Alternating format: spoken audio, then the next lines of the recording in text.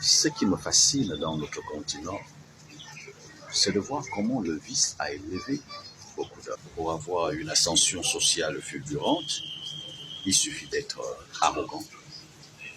Il suffit simplement d'être arrogant, impertinent, vicieux.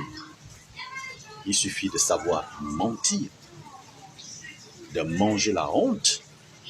Il suffit d'être rusé, aigri.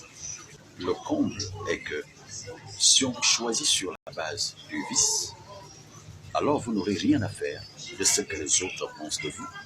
Vous n'aurez rien à faire de ce que les autres pensent de la gestion de leur pays. Votre arrogance, votre impertinence et vos mensonges vous rendront sourds, aveugles et suffisants. Il s'agit d'une réalité que nous pouvons voir dans la plupart des États africains où des personnalités de moralité douteuse ont été élevées au plus haut niveau de l'administration, au plus haut niveau des décisions de l'État.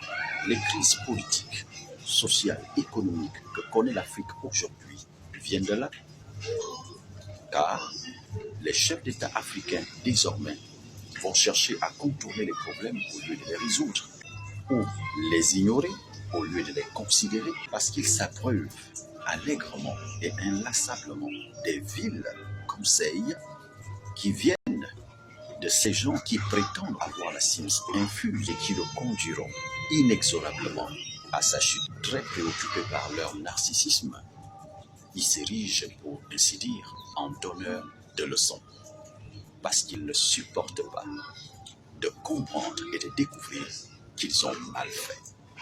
Telle est la caractéristique de ceux qui avaient été cooptés sur la base du vice, du mensonge, de la ruse, de l'arrogance. L'Afrique ne peut plus se développer avec ces personnalités qui souffrent d'une crise d'exemplarité. Alors, chers présidents africains, si la vertu a fait la grandeur de plusieurs peuples occidentaux asiatiques, pourquoi faut-il toujours fonctionner avec des bandits à la tête des administrations?